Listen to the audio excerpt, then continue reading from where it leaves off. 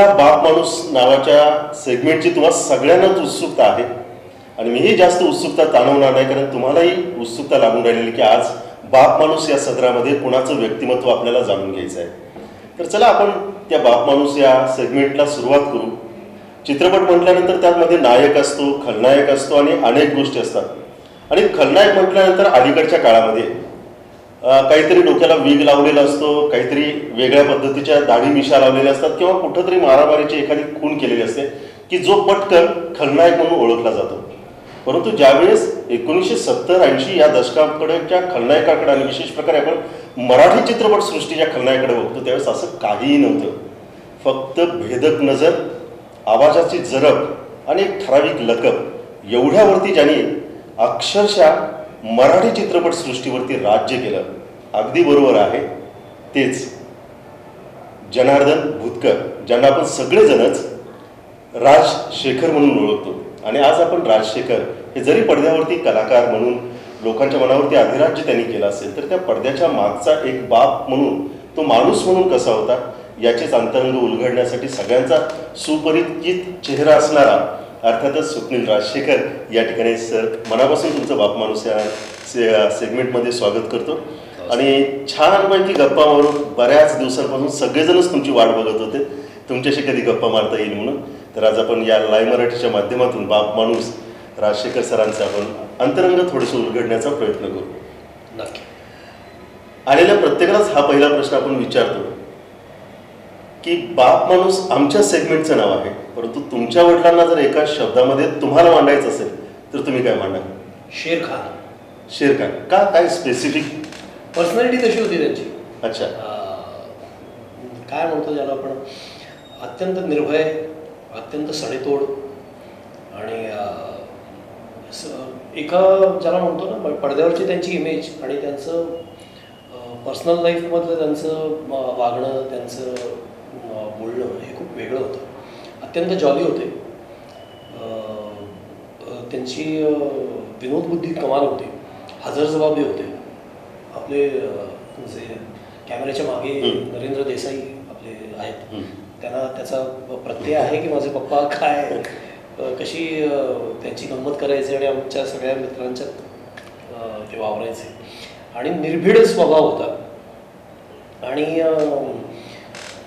याविषयी मी विस्तृतपणानं मी शेर खान का याचं एक विस्तृत मी लेख मंचावरती लिहिला होता, जो माझ्या फेसबुक वॉलवरती पण आहे.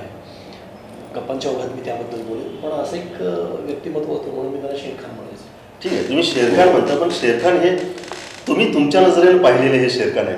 परंतु गडिंग्लजमध्ये असताना बाबांची सुरुवात, घरचं वातावरण, आजोबा आपले टेलर होते, त्याच पद्धतीनं त्यांना अभिनयाची आवड होती. या सगळ्या ह्याच्यात वाढत असताना सुरुवातीपासूनच अशी बेधडक होती का काही किस्से बाबांचे तुमच्या कानावरती ऐकायला आले होते? त्यांनी लहानपणी वयाच्या 5व्या वर्षी माझ्या आजोबांच्या नाटकात, माझे आजोबा टेलरिंगचा व्यवसाय सांभाळत नाटक आणि संगीताची आवड त्यांनी गडिंग्लजमध्ये जोपासली होती. तर पप्पांच्या लहानपणी 5व्या वर्षी त्यांनी ध्रुव बाळाची भूमिका एका नाटकात केली. आणि त्याच्यानंतर पप्पा म्हणायचे की त्याच्यानंतर मला त्या रंगभूमीचं, त्या अटेन्शनचं आणि आपल्या कलागुणांचं पहिलं सम्यक दर्शन झालं. आणि मग ते त्याकडे ओढले गेले. पण आता कसं होतं की प्रत्येकाला हल्ली तर गल्लीबोळात प्रत्येकाला वाटत असतं मी ॲक्टर आहे, मी माझ्यासारखा कलाकार नाही, मी हिरो आहे असं वाटत असतं. पण खूप कमी लोक त्याच्या आपल्या कलागुणांचा पाठपुरावा करतात आणि त्याच्यासाठी कष्ट घेऊन, त्याच्यासाठी त्याचा ध्यास घेऊन त्याचा मागोवा घेतात. तर तसं माझ्या वडिलांनी केलं होतं. वयाच्या 14व्या वर्षी ते गडिंग्लज सोडून, शिक्षण वगैरे सगळं अर्धवट सोडून नाटक आणि सिनेमा करायचा या ओढीने कोल्हापुरात आले. आणि कोल्हापूरमध्ये येऊन त्यांनी ते बिंदू चौकात राहिले. सख्ख्या बहिणींची घरं होती पण त्यांच्याकडे ते गेले नाही. त्यांनी स्वतःचा संघर्ष त्या वयापासून चालू ठेवला. मग दिवसा एका लिथोप्रेसमध्ये ते काम करायचे. माझ्या आत्याचाच लिथोप्रेस होता. तर तिथं ते सकाळी 8 वाजल्यापासून संध्याकाळी 6 वाजेपर्यंत ते तिथं काम करायचे. त्याच्यानंतर त्यांनी शोधलं की नाटकाच्या तालमी कुठे चालतात. मग ते नाटकाच्या तालमीला जायचे प्रॉम्प्टर म्हणून. तिथं आधी हॉल झाडण्यापासून ती उदबत्ती लावून मग ते रिहर्सलला जे लोक येतील त्यांना प्रॉम्प्टिंग करण्यापासून त्यांनी सुरुवात केली आणि मग त्यांनी नाईट स्कूलला ॲडमिशन घेतली. रात्री 9 ते 12, 12:30, 1पर्यंत ते शाळा करायचे आणि परत सकाळी प्रेसवरती नोकरीला जायचे. असं त्यांनी त्यांच्या करिअरची सुरुवात केली. तर हा स्वभाव त्यांचा लहानपणापासूनच जे ज्याला जिद्द असणं, एक पॅशन असणं आणि त्या पॅशनचा पाठपुरावा करणं हे त्यांनी त्या वयापासून केलेलं आहे आणि त्याच्याबद्दल मला अत्यंतिक आदर आहे त्याला. सगळ्यांना राजशेखर ठाऊक आहे. गोविंद भुतकर यांचं नाव राजशेखर का पडलं हे अनेक जणांना माहीत आहे. जनार्दन भुतकर. जनार्दन भुतकर. हां, तर गोविंद भुतकर हे माझे आजोबा, माझे पणजोबा. अच्छा. गणपत गोविंद भुतकर हे माझे आजोबा आणि जनार्दन गणपत भुतकर हे माझे वडील. तर त्यांनी म्हणजे त्यांचा प्रवास पुढे असा झाला की त्यांनी खूप नाटकांसाठी सहाय्यक दिग्दर्शक म्हणून काम करायला सुरुवात केली, प्रॉम्प्टरपासून सुरुवात केल्यानंतर. आणि मला वाटतं ऐका हो ऐका नावाचं एक नाटक त्याकाळी सुरू झालं होतं, ज्याच्यामध्ये 17व्या-18व्या वर्षी त्यांनी एका 60-65 वर्षाच्या म्हाताऱ्याची भूमिका केली. गणपत पाटलांनी त्यांना ती भूमिका दिली. मला त्याच्याबद्दल त्या डिटेल्सबद्दल मला जराशी शंका आहे की कदाचित ते नाटक त्यांना पहिल्यांदा मिळालं आणि त्यातलं काम बघून गणपत काकांनी त्यांना पुढे नेलं. नानासाहेब फाटक नावाचे एक मोठे नट होते त्या काळचे, ज्यांना पहाडी आवाजाचा नट म्हणायचे, माईक शिवाय काम करणारे जे नट होते. तर त्यांच्याकडे पप्पा त्यांचे सहाय्यक म्हणून सुद्धा पप्पा काही काळ होते. त्याच्यानंतर आपल्या इथे माधव कुलकर्णी नावाचे एक किंवा बादशाही लॉजवाले नाना जोशी म्हणून होते, तर त्यांच्याकडे ते मॅनेजमेंट करायचे. एका मला वाटतं आत्र्यांच्या मराठा पेपरची एक ब्रँच इथं होती, तर त्याच्यामध्ये ते जाहिराती गोळा करायचे. असे विविध कामं करत ते नाटकाची आवड जोपासत होते. तर त्या दरम्यानच्या काळात त्यांचा अनेक मोठ्या व्यक्तिमत्वांशी संबंध आला, तो या माधव कुलकर्णी आणि नाना जोशींच्यामुळे की त्यावेळेला ते खूप मोठी मोठी नाटकं कोल्हापुरात आणायचे किंवा भीमसेन जोशींसारख्या गायकांचे कार्यक्रम कोल्हापुरात राहायचे, तर त्यांची बडदास्त पप्पा ठेवायचे असिस्टंट असल्यामुळे. तर या सगळ्या व्यक्तिमत्वांशी त्यांचा खूप जवळून परिचय आला आणि त्यांनी ही सगळी कामं जी आहेत ती अत्यंत आवडीने ओढीने केली. आणि ऐकामधलं त्यांचं काम बघून गणपत पाटील काकांनी त्यांना भालजी पेंढारकरांच्याकडे नेलं आणि भालजी पेंढारकरांच्याकडे पण ते दिग्दर्शन विभागात दाखल झाले पप्पा. अच्छा. आणि पहिल्याच चित्रपटात त्यांनी आकाशगंगा नावाचा चित्रपट, त्या चित्रपटाला ते सहाय्यक दिग्दर्शक होते. शिवाय त्याच्यात त्यांनी डबल रोल केला आणि त्या सिनेमात त्यांनी जनार्दन भुतकर हे नाव पडद्यावरती बरं नाही वाटलं म्हणून त्यांनी एक वेगळं नाव घ्यायचा विचार केला. तर त्यावेळेला भालजी पेंढारकरांनी त्यांना हे नाव सुचवलं की राजशेखर हे नाव नटेश्वराचं नाव आहे, शंकराचं नाव आहे, तर हे ठेव. आणि मग पप्पाने ते नाव ठेवलं आणि अशापर्यंत त्यांनी एका अर्थी त्यांचं वेगळं बारसं केलं. राजशेखरना भालजी बाबांनी बारसं केलं आणि त्याच्यानंतर खऱ्या अर्थानं मग राजशेखर या नावानं सगळेजण ओळखायला लागले. तुम्ही पहिल्यांदा कुठं बाबांना पाहिलं, कुठं म्हणजे चित्रपट असं कोणतं त्यांचं लक्षात राहिलं, वयाच्या किती वर्षी? मी माझ्याकडे जे पूर्वी फोटो आहेत त्यांचा भक्त पुंडलिक नावाचा एक सिनेमा सुरू होता जो आता टी व्हीवरती खूप वेळेला लागतो. तर त्या सिनेमाच्या वेळेला मी काहीतरी 9 महिन्याचा 1 वर्षाचा वगैरे असेल. तर पप्पांचा आणि माझा फोटोच आहे त्या, त्यांनी मला हातात घेतलंय त्या सिनेमाच्या सेटवरती. तर आता ते मला आठवणं शक्य नाही पण तो फोटो आहे, ती मेमरी आहे. आणि मला लहानपणापासून ते शूटिंगचं वातावरण आणि ते लाईट्स, ती शांतता, मेकअपचा तो एक फ्रेग्रन्स असतो तो, हे सगळं माझ्या लहानपणापासून परिचयाचं आहे. आणि त्याला लहानपणापासून ते मला जे दिसतात ते तसेच दिसतात. म्हणजे सुरुवातीपासून तुम्ही राजशेखरांनाच बघत आला. पडद्यावरती खलनायक म्हणून खूप प्रसिद्धी मिळवली, खूप लोकांनी त्यांच्या अभिनयाचं कौतुक केलं. घरामध्ये बाबा कसे असायचे? ते घरामध्ये तर अगदीच नॉर्मल होते.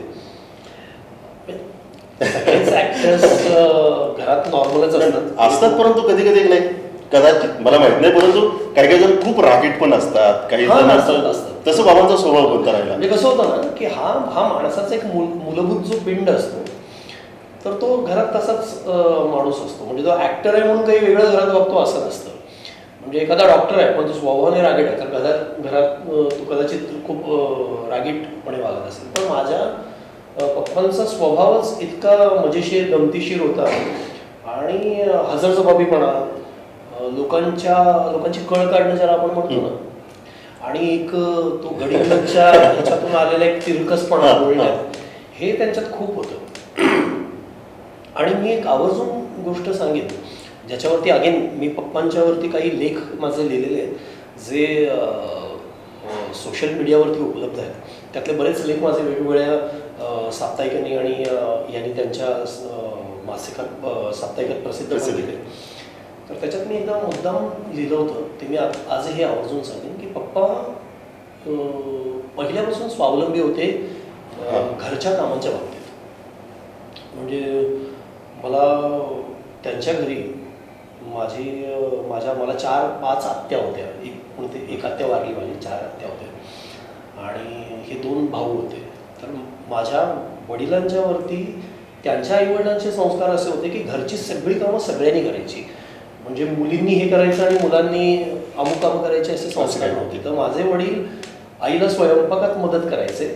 घरातली झाडलोट, केरवारे, ते किचन वर्क, हे सगळं याची स्वतः पप्पांना सवय होती, त्याची त्यांना आवड होती, त्याच्याबद्दल ते सजग असत. त्यामुळे मी लहानपणापासून पप्पांना घरात वावरताना ही सगळी कामं स्वतः करताना बघितली. म्हणजे नॉर्मल घरात आपल्याला जसं बघायला मिळतं की वडील पेपर वाचत पायावर पाय टाकून बसलेत आणि आई किचनमध्ये राबते आणि बाई झाडून काढते आणि नवरा तिला जरा चहा घेऊन म्हणून सांगते, असं आमच्या घरात नव्हतं. आणि ही आज विचार करता मला खूप मोठी गोष्ट वाटते, कारण आजही तो एक टॅबू आहे की ही कामं बायकांची, ही कामं पुरुषांची. पुरुषांनी हातात झाडू घेतला की घरातल्या बायकाच अस्वस्थ होतात, अरे बापरे पुरुष माणूस कसा कामं करतोय वगैरे. तर हे आमच्या घरात कधीही नव्हतं. माझी आई सुद्धा ती सुद्धा नाटकात काम करत असल्यामुळे, समाजकार्यात ॲक्टिव्ह असल्यामुळे घरची ही सगळी कामं दोघं मिळून करायचे. तर मी पप्पांना जे घरात बघितलंय ते भाजी चिरताना बघितलंय, फोडणी घालताना बघितलंय, त्यांचे स्वतःचे कपडे धुताना बघितलंय, आमचं सगळं मुलांचं आवडताना बघितलंय. तर असे राजशेखर जे पडद्यावरच्या त्यांच्या इमेजपेक्षा अत्यंत वेगळे आणि विरोधी इमेजचे वाटतील, असे राजशेखर मी घरात बघितले. बाबा अभ्यास घ्यायचे घरी? अभ्यास घेणं वगैरे हे त्यांच्या, म्हणजे ते स्वतः फार काही शिकलेले नव्हते. म्हणजे ते फक्त जस्ट 10वी झाले होते, तेही नाईट स्कूलला. पण बाबा जरी 10वी जरी झाले असले तरी ते बाबांचा एक स्वभाव असतो, अभ्यास बरे काही कळू अथवा न कळू अभ्यासला बस. हा, मला ते अभ्यास कर म्हणायचं आणि नापास होऊ नको असं म्हणायचं. म्हणजे आम्हाला सगळ्यांना मुलांना की अभ्यास करा, नापास होऊ नका, पण अभ्यासच करा असं नाही. उलट आम्हाला ते विचारायचं, अरे हा पिक्चर बघितला का, तो पिक्चर बघितला का, जरा जा खेळा जा. हे पप्पांनी खूप केलं आमच्याबद्दल. म्हणजे अभ्यासासाठी बसवायचे, फक्त त्यांचं अभ्यास करा, पास व्हा, ठीक आहे, पण बाकीच्या ज्या ऍक्टिव्हिटीज आहेत त्या सुरू ठेवा, असं त्यांचं म्हणणं असायचं. प्रगती पुस्तकावरती बाबांची कधी सही घेण्याचा प्रसंग आला त्यावेळेस बाबा खूप ओरडले, स्वप्नील काय हे असं? नाही, तशी माझी प्रगती बरी असायची. अच्छा. बरं होतं असं की आमच्यात सगळ्यांचं गणित वाईट होतं. म्हणजे पप्पांचंही गणित फार बरं होतं आणि माझंही. त्यामुळे माझे गणिताचे मार्क कमी असले किंवा नापास मी असलो गणितात, तरी ते हे काय माझ्यातच नाही तर तुझ्यात कुठून येणार असं ते म्हणायचे. पण माझं काय होतं ना, मी अभ्यासू नव्हतो पण मी हुशार होतो. आणि भाषेची आवड असल्यामुळे आणि पुस्तकं वाचायचा अतोनात छंद असल्यामुळे, म्हणजे छंद काय वेळच होतो पुस्तक वाचायचं. म्हणजे आमच्या घरात आई आणि पप्पा दोघेही वाचणारे, तर त्यामुळे त्यांच्यातून आलं असेल. पण मला पुस्तकाची खूप आवड होती लहानपणापासून. म्हणजे मला आठवते, मी एका कुठल्या तरी अशा स्नेहांच्या घरी आम्ही गेलो होतो आणि त्यांच्याकडे वर लायब्ररी होती मोठी. तर मी पुस्तकं वर वाचत बसलोय म्हणून माझ्या आईला तिथे 3 तास थांबावं लागलं की मी पुस्तकातून हालायलाच तयार नाही, इतकं वेळ होतं. तर त्यामुळे वाचन खूप छान होतं. आणि त्यामुळे शाळेची पुस्तके आली की आधी ती वाचून काढायची, मराठी हिंदी विशेषतः. नुसती वाचून काढायचं, इतिहास सगळं वाचून काढायचं आणि ते लक्षात राहायचं. त्यामुळे विशेष अभ्यास न करता सुद्धा मला मार्क चांगले पडायचे. वाचून मग लेखनाचे संस्कार होते. तर मी बाबांना कधी शाळेत आणण्याचा योग स्वप्नीला कधी आला का, की असं स्वप्नीची ही खोडी होती, असं झालं होतं, जरा येऊन जा, भेटून जा? हा, म्हणजे मी तसं काय किस्सा? बहुगुणी होतो. अच्छा. आणि पप्पा मुलांच्या बाबतीत आमचं खूप प्रोटेक्टिव्ह होते. म्हणजे मुलांची भांडणं झाली तर जनरली वडील आई वडील असं करतात ना की अरे ठीक आहे चला लहान मुलं. तर पप्पा माझ्यापेक्षा जास्त aggressively भांडण केली. पण शाळेत मला कॉलेजला आम्ही शिवाजी पेठेत आम्ही राहायला आलो होतो आणि हे असे आमचे मित्र नरेंद्र देसाई हे जे मागे उभे आहेत. तर आम्ही आमच्यात खूप कलागुण होते. तर आमची गँग होती. तर आम्ही शिवाजी पेठेच्या प्रथेप्रमाणे आठवड्याला एक मारामारी करा किंवा मैदानात गांधी मैदानात राहा. भाषा खूप सुंदर शिवाजी पेठेची तयार शिवाजी. झाली. या सगळ्या कारणामुळे मला 10वी पास झाल्यानंतर कॉलेजला ॲडमिशन मिळत नव्हतं. अच्छा. की हे शिवाजी पेठेतला गुंड मुलग्याला ॲडमिशन दिलं. त्यावेळेला पप्पा आले होते आणि पप्पांनी सांगितलं होतं की ठीक आहे माझ्या इमेजवरती जाऊ नका त्याच्याही इमेजवरती जाऊ नका त्याला ॲडमिशन द्या. मग आई आणि पप्पांनी त्यांना हात जोडून विनंती केली की द्या माझ्या मुलाला ॲडमिशन कॉलेजमध्ये. आणि मग मला SMUला ॲडमिशन मिळालं होतं. तुम्ही बोलता बोलता 2 गोष्टींचा उल्लेख केला. तसा मी खूप हुशार आहे. आता हुशारचा तुमचा जो लहेजा होता तो वेगळ्या पद्धतीने होता. आणि बोलता बोलता तुम्ही असं म्हणाला की मी बहुरंगी खूप होतो. एक किस्सा असा आहे आमच्या ऐकण्यात असा आहे की मित्रांची पैज लागली मिशा काढूया आपण टक्कल करूया हा काही किस्सा होता. त्याच्यानंतर बाबांची रिॲक्शन काय होती? आम्ही मिशा नवीन फुटल्या होत्या आणि मग आम्ही 4 जण मित्र नरेंद्र देसाई माझा आत्ता जो मेवणा आहे तो अजित कदम ॲडव्होकेट अजित कदम उदय पाटील म्हणून आमचा एक 3रा मित्र असे आम्ही 4घांची आमची गँग होती. तर मग आमचं असं ठरलं की सगळ्यांनी मिशा काढायच्या सगळ्यांनी केस वाढवायचे. तर लालचा संजय दत्त टाईप आम्ही केस वाढवले होते सगळ्यांनी. त्याचा फोटो आहे. आणि मग ते मिशा काढायचं ठरल्यानंतर मी उत्साही कोण पहिल्यांदा बसायचं. तर ह्यांनी मला व्यवस्थित हे फार हे जे दिसत आहेत ना ह्यांनी नरेंद्र देसाई फार कलागुण माझ्यापेक्षा जास्त त्यांच्या त्यांनी मला बरोबर डॉमिनेट करून पहिल्यांदा त्या नाव्याच्या खुर्चीत बसवलं आणि पहिल्यांदा माझ्या मिशा काढल्या. आणि माझ्या काढल्यानंतर जे पहिल्यांदा म्हणजे मिशा आहेत आणि अचानक काढल्यावर जे दिसतं ते बघून हे सगळे आहेत. ह्यांनी कुणी मिशी काढली नाही आणि मी एकटा बिनमिशाचा असा घरी गेलो. बाबा पप्पा म्हटलं अरे मला सांगायचं तरी मी आहे अजून तू काय मिशा काढ. पण त्यांनी लाईटली घेतलं. ते एकूण या सगळ्या याच्या बाबतीत कूल होते आजच्या भाषेत कूल होते. शाळेमध्ये असताना बाबांकडून किंवा कॉलेजमध्ये असताना बाबांकडून एखादं गिफ्ट जे पहिलं मिळालं जे स्वप्नीच्या लक्षात आहे? मला अगदी शाळेतलं मला वाटतं एक सायकल पप्पानी मला 10वीत असताना आम्हाला सगळ्यांनाच दिली होती. मला माझा भाऊ आहे राहुल त्याला आम्ही सायकल पप्पाने दिल्या होत्या. लहानपणी काहीतरी बॅट वगैरे बॅट बॉल दिल्याचं लक्षात आहे. पण मी खरं सांगू का त्यांनी कलाक्षेत्राकडे बघण्याचा जो दृष्टिकोन मला दिला ना ते सगळ्यात मोठं गिफ्ट होतं आम्हाला मुलांना स्पेशली. त्यांनी कधी जनरली घरात असं होतं ना की त्यांनी त्यांच्या करिअरमध्ये सगळे चढ उतार बघितलेले होते या क्षेत्रातले. बऱ्याच वेळेला म्हणजे जसं माझं होतं की मी माझ्या मुलांना असं सांगत होतो की याच क्षेत्रात यायचा अभ्यास नका करू तुम्ही काहीतरी वेगळी वाट बघा. पण माझे वडील उलट आग्रही होते. त्यांची इच्छा होती की मी या क्षेत्रात यावं. म्हणजे आम्ही सगळ्यांनीच 3घाही भावांनी ॲक्टिंगमध्ये यावं डिरेक्शनमध्ये यावं. तर मला लहानपणापासून पप्पानी सिनेमा बघण्याची दृष्टी दिली. म्हणजे इतर लोकांना फक्त सिनेमाचं कथानक वगैरे माहिती असेल आम्हाला मुलांना अभिनेता त्याच्या अभिनयाची प्रोसेस काय आहे दिग्दर्शन कसं केलं जातं कॅमेरावर काय असतं प्रत्येक तांत्रिक सगळ्या छोट्या छोट्या गोष्टी हे सगळं बघण्याची दृष्टी त्यांनी दिली. हे आमच्या दृष्टीने खूप मोठं गिफ्ट होतं की त्याच्यानंतर सिनेमाकडे बघण्याचा कलाक्षेत्राकडे बघण्याचा या इंडस्ट्रीकडे बघण्याचा नाटकाकडे बघण्याचा एक वेगळा दृष्टिकोन तयार झाला. ती मोठी गिफ्ट ती पप्पांनी दिलेली मोठी गिफ्ट आहे जी अजूनही आमच्याबरोबर आहे. बाबांचे अनेक चित्रपट आहेत. तुम्हाला आवडलेला चित्रपट बाबांचा अभिनय म्हणून सगळेच आहेत तरी पण एक to the very close to heart राहतं ना एक पिक्चर राहतो तो साधी माणसं मला ऑब्व्हियसली खूप आवडतो कारण तो त्या रोलनी राजशेखर हे नाव सगळीकडे पोचलं. त्या चित्रपटाला राष्ट्रीय पुरस्कार मिळाला राष्ट्रपती पदक मिळालं आणि मल्हारी मार्तंड त्यांचा जो त्यातला रोल आहे ज्याच्यामुळे त्यांची ती रगेल पाटलाची इमेज, इनामदाराची इमेज तयार झाली. तो मल्हारी मार्तंड पहिला, तो मला आवडतो. सून माझी सावित्री म्हणून एक त्यांचा सिनेमा आहे ज्याच्यात नेहमीचा तो मिशीवाला आणि हातात कोराड घेतलेला राजशेखर नाही आहे. ते थोडं वेगळ्या पद्धतीचं विलनच आहे, बरोबर, पण वेगळ्या पद्धतीचा एक मिश्किल विलन आहे, तो मला आवडतो. बरंच अशीच एक रात्र होती मधला त्यांचा विलन मला आवडतो. खूप साऱ्या फिल्म्स आहेत. जनरली एक प्रेक्षक म्हणून म्हणाल तर राजशेखरांची जी इमेज लोकांना आवडते ती मलाही आवडते.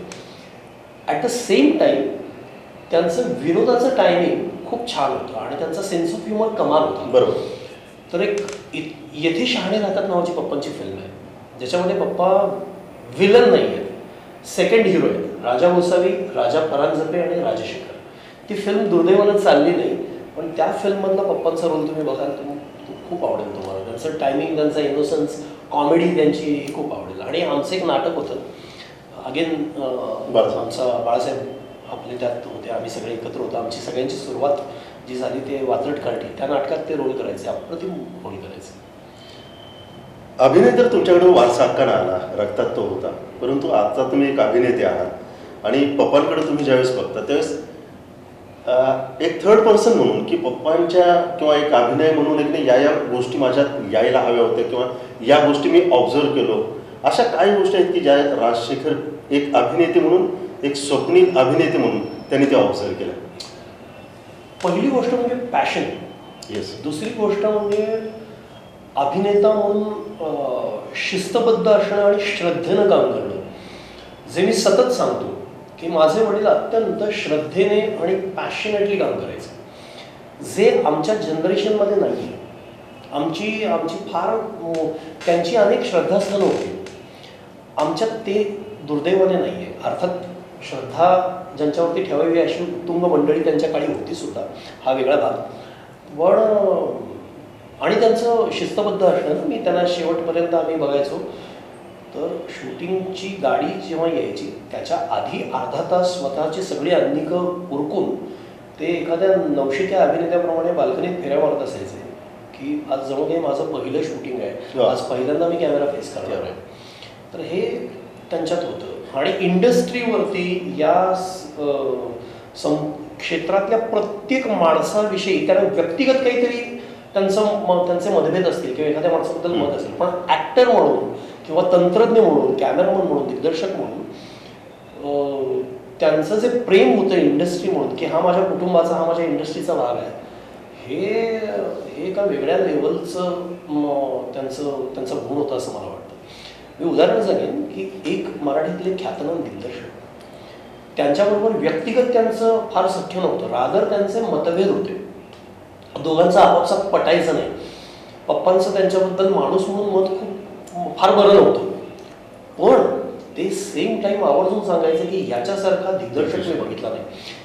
त्या दोघांनी मिळून जवळपास 8-9 फिल्म्स केल्या. तर मी पप्पाला विचारायचो तेव्हा तुम्हाला या माणसांची मतं पटत नाही, या माणसाच्या स्वभावाबद्दल तुम्हाला फारसं काही तुमचं बरं मत नाही आहे.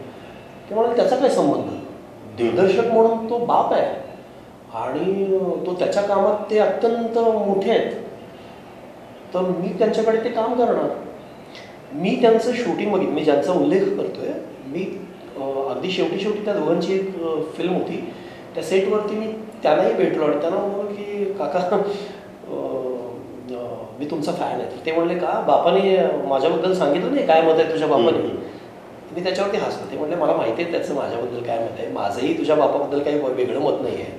मी म्हटलं मग तुम्ही दोघांनी इतके सिनेमे केलेत कसे, तर तेही म्हणाले अरे मला पर्याय नव्हता राजशेखरला घेण्याशिवाय, राजशेखरच्या कुवतीचा ॲक्टर मला दुसरा सापडला असता मी त्याला घेतला असता, मग तुझा बाप काम इतकं चांगलं करतो की मला त्या रोलला तोच हवा होता.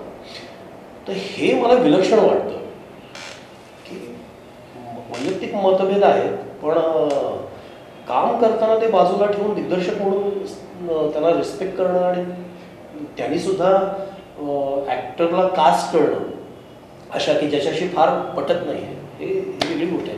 जे माझ्या वडिलांच्याकडे खूप होतं. मी म्हटलं ना की या इंडस्ट्रीवरती खूप प्रेम होतं.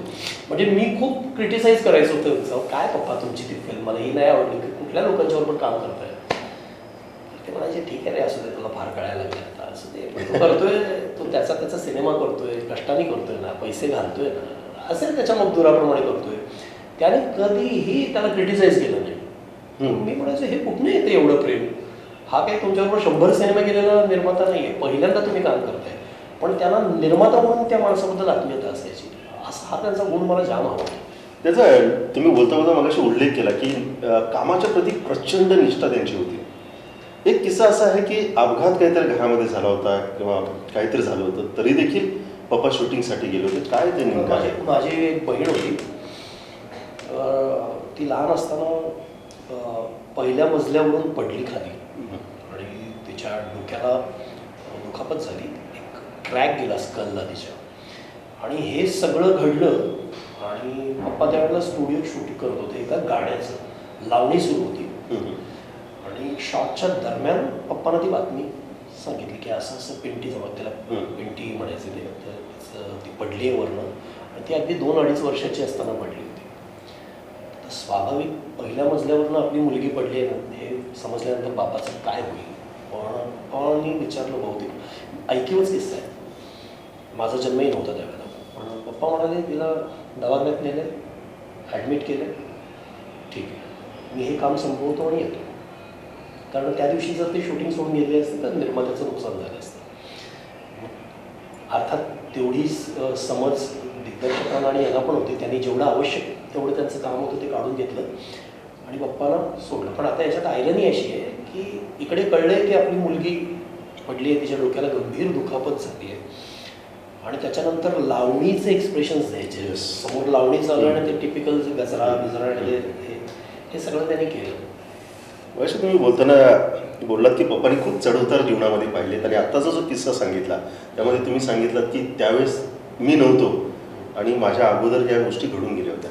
नंतर तुम्ही मोठे होत गेलात, लहानपणापासून पप्पांना बघितलं, पप्पांना कधी इमोशनल झालेलं बघितलं? जीवनामध्ये संकट येतात, आव्हानं येतात, अनेक प्रकारच्या गोष्टींना सामोरं जावं लागतं, पण कधी असे पप्पा हताश झालेत, हे झालेत? कसं हताश? तसा तो त्यांचा स्वभाव नव्हता मुळात. मी म्हटलं ना, जीवनामध्ये चढ उतार प्रचंड आहे, त्या प्रसंगांना कसे गेले सामोरे, काय असे? हां, म्हणजे हताश होण्याचा त्यांचा स्वभाव नव्हता. म्हणजे काही काही वेळेला असं वाटायचं की अरे बापरे, एवढं मोठं संकट आहे, हे आता कसं आपण फॅमिलीवरती आलेलं संकट आहे, ठीक आहे रे, बघूया काहीतरी होईल. मी असं त्यांना सतत बघितलं, पण ते इमोशनल होते, इमोशनल व्हायचे आणि बऱ्याच वेळेला म्हणजे त्यांची आई गेली तेव्हा ते खूप इमोशनल झाले होते, खूप आईशी अटॅचमेंट होती त्यांची. आणि आमच्याशी अनेक प्रसंगी मी त्यांना म्हणजे ते काय म्हणतात, इमोशनल व्हायला लाजणारे नव्हते. सगळ्या इमोशन्स, राग असेल, प्रेम असेल, दुःख असेल, वेदना असेल, शोक असेल, सगळं ते एक्सप्रेस करायचे.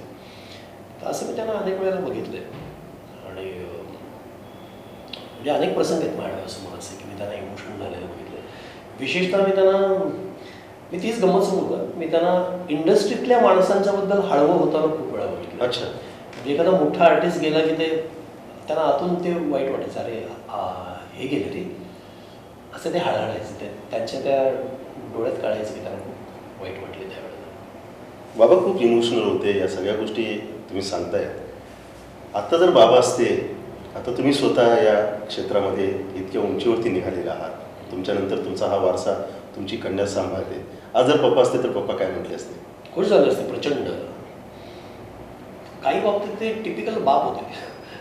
म्हणजे मी काम करायचो तर आमच्या नाटकात, तर मी बऱ्याच वेळेला असं व्हायचं की ऑडियन्सचा रिस्पॉन्स चांगला यायचा, तर त्यावेळेला स्टेजवर काम करता करता सुद्धा मला मिळालेल्या टाळ्या त्यांच्या डोळ्यात मला कळायच्या, दाद त्यांच्या डोळ्यात मला कळायचे. तर त्यांना मुलांचं खूप कौतुक होतं, सगळ्यांचंच, तिघही मुलांचं खूप कौतुक होतं. नातवंडांच्या बाबतीत तर टिपिकल आजोबा होते की त्यांना लाड करून बिघडवून ठेवणं, ते मागतील त्या गोष्टी त्यांना हातात आणून देणं, गरज नसताना त्यांच्या सगळे लाड पोचवणं. म्हणजे एक मी तर असं म्हणायचो की माझ्या मुलांच्या अगदी लहानपणी माझे पप्पा गेले, 2005 साली मुलं लहान होते. आत्ता जर पप्पा असते तर माझ्या मुलांना त्यांनी अक्षरशः भिडवून फ्रॅट करून सोडलं असतं आणि त्यांना कंट्रोल करता करता माझी दमछाक झाली असती. हे त्यांनी त्या पहिल्या 5-6 वर्षाच्या काळातच त्यांनी झलक दाखवली होती. म्हणजे ते मला माझ्या मुलांना एका शब्दाने ते बोलू द्यायचे नाही. मुलं जे करतील ते सही, इतके त्याचे प्रेमळ होते. त्यामुळे आता माझ्या मुलीचं नाटक बघताना किंवा मुलगा आता माझा डिरेक्शनमध्ये काम करायला लागला तर ते बघताना त्यांना खूप आनंद झाला असता. माझा पुतणे आहे राजशेखर नावाचा, तो आता एका चॅनलमध्ये क्रिएटिव्ह म्हणून काम करतोय. त्याला बघताना ते खूप त्यांना अभिमान वाटला असता, ते हळवे झाले असते. असे मुलांच्या बाबतीत, नातवंडांच्या बाबतीत अत्यंत हळवे आणि प्रोटेक्टिव्ह असे होते ते. अशी बाबा खूप हजरजबाबी होते आणि वेगवेगळ्या प्रसंगातून त्यांनी तो हजरजबाबीपणा दाखवला. मिश्किल स्वभाव होता त्यांचा. शेवटच्या दिवसांमध्ये ज्यावेळेस ते हॉस्पिटलमध्ये ॲडमिट होते तरी देखील त्यांची ती वृत्ती बदलली. ते नेमकं काय होतं? मी त्याच्याबद्दल सविस्तर लिहिलेलंच आहे त्या किस्स्याबद्दल. त्यांना खूप त्रास झाला होता आणि त्यांना अक्षरशः एकेका श्वासासाठी झगडताना मी बघितलं. अस्थम्यामुळे त्यांना खूप त्रास झाला आणि एक वेळ अशी आली की ते डॉक्टरने सांगितलं की आजची रात्र निघणार नाही, ते आज तुम्ही नातेवाईकांना कळवावं. खूप मध्ये प्रोसेस झाली. आम्ही वेगवेगळे उपाय आमच्या पद्धतीने केले आणि असे गेले म्हणता अचानक त्यांनी सकाळी डोळे उघडले आणि त्यांनी सविस्तर लिहिलेलंच आहे की एक नर्स आली आणि ती म्हणाली, त्यांनी इतक्या जवळपास 36-38 तासानंतर त्यांनी डोळे उघडले होते आणि ते जाऊन मरणाला टच करून परत आले होते. तर ती नर्स त्यांना म्हणाली की काका. म्हणलं हां, कोण काका? म्हणलं आम्ही तुम्हाला बघायला आलो आहे. तर ते त्या अवस्थेत म्हणाले होते की नटाला बघायला तिकीट काढून यायचं असतं. हजरजबाबी होते आणि माझ्या सगळ्या मित्रांना माहितीच आहे त्यांचा स्वभाव आणि माझ्या सगळ्या मित्रांशी माझ्यापेक्षा जास्त कनेक्शन त्यांचं होतं. बाबांचं कनेक्शन त्यांच्याशी जास्त होतं. मी कॉलेजला असताना आमच्या घरी लँडफोन होता. नंतर ते माझ्या मैत्रिणींचा वगैरे फोन आला आणि त्या तिकडून म्हणाल्या पप्पांचा बेसचा आवाज, त्या बेसच्या आवाजात ते म्हणायच्या हॅलो. तर तिकडून त्या मुली आवाज ओळखायच्या. तर त्या म्हणायच्या काका. हे यांचं पालू बोलतो. काका कोण? काका राजशेखर बोलतोय. त्या म्हणायच्या बरोबर स्वप्नीला आहे का, जरा बोलायचं होतं. तर ते म्हणायच्या ट्रेलर काय बघताय, इकडे अख्खा पिक्चर आहे, माझ्याकडे बघा, माझ्याशी बोला. हा असं सुरू असायचं. फ्लर्ट होते. त्यामुळे हजरजबाबी होते, फ्लर्ट होते, उत्तम आणि तीक्ष्ण आणि धारधार बोचरी अशी विनोदबुद्धी असलेले होते ते. राजशेखरांच्या बाबतीमध्ये अनेक गोष्टी तुम्ही उलगडल्या. आईचं आणि बाबांचं नातं कसं असायचं घरामध्ये? तुम्हाला वेळ, सगळ्यात महत्त्वाचा वेळ मिळायचा का बाबांचा? बाबा म्हणून, पप्पा म्हणून? लहानपणी खूप कमी मिळाला, कारण माझा जन्म 70च्या मध्यावरचा आहे. तर त्या काळात पप्पांची कामं खूप चालू होती ॲट अ टाईम. तर पप्पा नाटक करायचे, सिनेमे करायचे, तर त्यामुळे ते खूप दौऱ्यावर वगैरे असायचे सतत. आईसुद्धा त्या काळी काम करायची, तर आईचे वेगळे दौरे चालू आहेत, पप्पांचे वेगळे दौरे चालू आहेत, असं खूप असायचं. पण मला पप्पा दौऱ्यावर पण घेऊन जायचे. म्हणजे त्यांच्याबरोबर नागपूरचा एक 15 दिवसाचा दौरा मी केला आहे नकळत्या वयात. म्हणजे मी 3-4 वर्षाचा असताना. तर हे कोण करतं हल्लीच्या काळात की आपल्या नाटकाच्या दौऱ्यावरती 4 वर्षाच्या मुलाला घेऊन गेले. 3-4 वर्षाचं होतं. पप्पांची एवढी सगळी धावपळ असायची, एवढ्या सगळ्या गोष्टी तुम्ही जवळून बघितल्यात पप्पांच्या. पप्पा जर आता असते तर पप्पांना कुठला सल्ला दिला असता? त्यांचा तुमचा स्वभाव, बाबांचा स्वभाव असेल किंवा त्यांची धावपळ असेल, आरोग्याचं हेळसांड झाले असेल किंवा बऱ्याच काही गोष्टी राहतात, किंवा एखाद्या व्यक्तीवरती विश्वास पटकन टाकायचा, खिशातलं आहे ते सगळं देऊन टाकायचं, असे बरेच अंतरंग असतात. मी पप्पांना एक नाही खूप सल्ले दिले असते. मी फक्त वडील म्हणून कौतुक करणारा मुलगा नाही आहे. तर मी त्यांचं सगळं लाईफ जितकं मला अनुभवाला आलं आहे ते लाईफ आणि त्यांचं करिअर खूप क्रिटिकली सुद्धा बघितलं आहे. तर त्यांचे स्वभाव म्हणून मला खूप चांगल्या पद्धतीने मी त्यांचं ॲनालिसिस केलेलं आहे. तर मी त्यांना करिअर बाबतीत, वैयक्तिक आयुष्यात सुद्धा खूप साऱ्या गोष्टींमध्ये त्यांना सांगितलं असतं की इथं हे जे केलं त्याच्याऐवजी असं केलं असतं तर आणखी अशा गोष्टी झाल्या असत्या. आता खूप वैयक्तिक बाबी त्यातल्या आहेत, त्या वगळून मी अगदी व्यावसायिक बाबतीत सांगायचं तर मी म्हटलं तसं वडील अत्यंत श्रद्धेने काम करणारे होते ना, आणि कमिटमेंट आणि कामावरची श्रद्धा, दिलेला शब्द, या सगळ्या गोष्टींबाबत ते सजग होते. तर व्यवहाराच्या बाबतीत ॲट द सेम टाईम अत्यंत ढिसाळ होते. म्हणजे असंख्य सिनेमांचे पैसे त्यांना अर्धेच मिळालेत. एकतर त्या काळी मराठीमध्ये पैसे खूप कमी मिळायचे आणि त्यातून सुद्धा त्यांना ते कधी निम्मेच दिले आहेत, कधी पाऊण दिले आहेत, पण पूर्ण पैसे मिळालेत अशी उदाहरणं त्या काळात नाही. त्यांच्या डायरीतल्या नोंदी मी बघितल्या. तर मी त्यांना पहिला सल्ला दिला असता की व्यवहार तितकाच. पण या बाबतीमध्ये बाबांनी कधी थैथयाट केलं होतं असं कधी काहीच नाही, जे मिळेल ते घ्यायचं. मुळात व्यवहाराच्या बाबतीत अत्यंत भिडस्त होते. तर मी सल्ला हा दिला असता की व्यवहार तितकाच काटेकोरपणे तुम्हाला सांभाळता आला पाहिजे. तुमच्याकडे कला आहे तर ती योग्य भावात विका आणि त्याचा योग्य मोबदला ठरल्याप्रमाणे घ्या, फसवणूक करून घेऊ नका हा सल्ला दिला असता. इतके हळवे भावडे कलेच्या बाबतीत सुद्धा राहू नका, सिनेमांच्या बाबतीत चुजी राहा हे सांगितलं असतं. लोक तुम्हाला तुमच्या इमेजमध्ये बांधू पाहत आहेत, पण आता तुमचं एज बदललंय, आता अभिनयाची शैली बदलली आहे, तर थोडे वेगळे प्रयोग करा. हे ऍक्टिंगच्या बाबतीत कदाचित मी त्यांना सांगितलं असतं. असे बरेच मी सल्ले, मी तसं फार सल्ले देणार आहे, मी त्यांना खूप सल्ले दिले असते. पण सांगू का, गमत असं आहे की आता असं वाटतं की ते सल्ले वगैरे राहते, पण पप्पा असते तर जन्नत होती. मी आता त्याच प्रश्नाकडे येणार होतो की आता पप्पा असते, आता तर पप्पा नाहीच आहेत, परंतु आता स्वप्नील शूटिंगच्या माध्यमातून कुठेतरी बाहेर आहे, पप्पा घरी आहेत आणि स्वप्नीलचा हा सगळा प्रवास बाबांनी काकांनी सगळा बघितलेला आहे.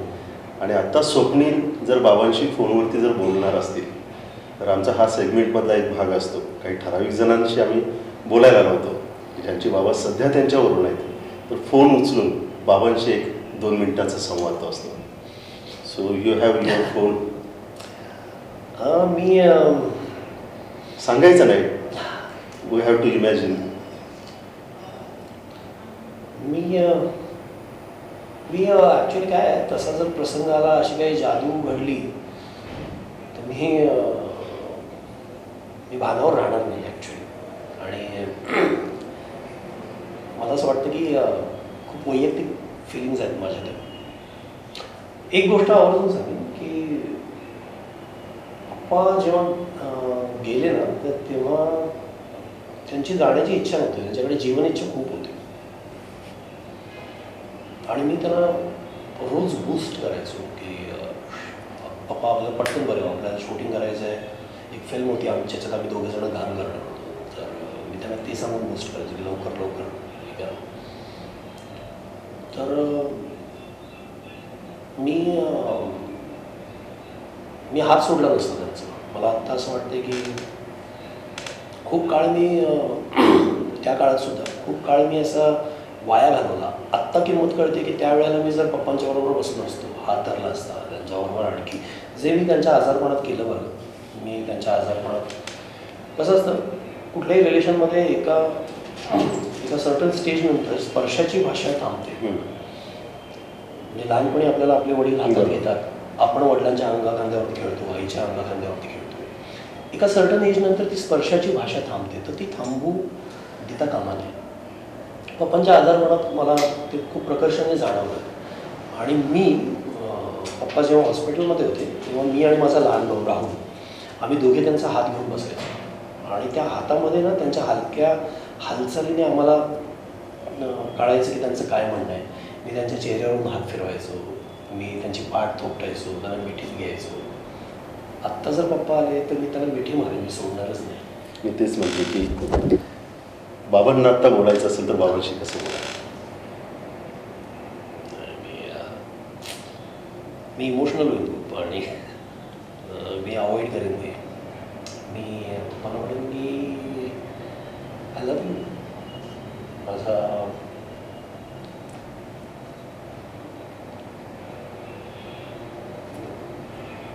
एक पोकळी असते जी खूप मोठे मोठे शब्द वापरले जातात की एखादा माणूस गेल्यानंतर पोकळी आहे, तर ती पोकळी काय असते हे फील करण्याचा प्रकार आहे. ती पोकळी भरून निघत नाही कधी आयुष्य.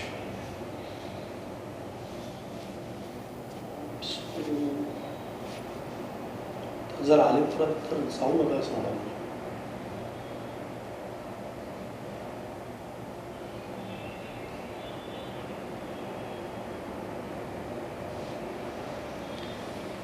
राजशेखरांच्या विषयी अनेक किस्से, अनेक गप्पा आहेत. खलनायक म्हणून पडद्यावरती दिसणारे राजशेखर जीवनामध्ये एक सच्चा माणूस म्हणून सहकाऱ्यांच्या बरोबर, परिवाराबरोबर आणि जी जी नाती ईश्वरानं परमेश्वरानं त्यांना दिल्या त्या प्रत्येक नात्याला न्याय देण्याचं काम केलं. आणि या सगळ्यांपेक्षा अधिक आपल्या कामावरती आणि आपल्या अभिनयावरती त्यांनी निष्ठेनं प्रेम केलं. जाता जाता स्वप्नीलजी सुद्धा म्हणालेत की तो एक स्पर्श असतो ना, त्या स्पर्शाची नेहमी एक पोकळीकता नेहमी जाणवत असते. राजशेखरांच्या विषयी या अनेक सुंदर गप्पा मारता आल्या, अनेक गोष्टी बोलता आल्या. त्याबद्दल स्वप्नीलजी मनापासून तुमचं आभार मानतो आणि तुमच्या भावी वाटचालीसाठी शुभेच्छा देतो. सो आला छान गप्पा मारलात, मनापासून आपलं धन्यवाद. Thank you so much. मला बोलवलं याबद्दल आणि पप्पांच्याबद्दल बोलायची संधी दिली याबद्दल. आणि मी या निमित्ताने सगळ्या बापांना आणि सगळ्या मुलांना एक गोष्ट आवर्जून सांगेन की वयाचं किंवा तुमच्या आसपासच्या परिसराचं, वातावरणाचं कसलंही ऑब्स्टॅकल न ठेवता आपल्या आईवडिलांना मिठी मारा. आईवडिलांच्या मांडीवर बसा मुलांनी. आईवडिलांना सांगेन की काय नाही, मुलं कुठल्याही वयाचे असो त्यांना जवळ घ्या, त्यांना मिठीत घ्या, त्यांच्या चेहऱ्यावर हात फिरवा, पाठीवरून हात फिरवा. स्पर्शाची भाषा आईवडिलांच्या आणि मुलांच्या नात्यामध्ये अत्यंत महत्त्वाची असते आणि त्याचं मोल काय आहे हे आपल्याला नंतर कळतं. आजच आमचे लाईव्ह मराठीचे यूट्यूब चॅनेल सबस्क्राईब करा आणि नोटिफिकेशनसाठी बेल आयकॉनवर क्लिक करा.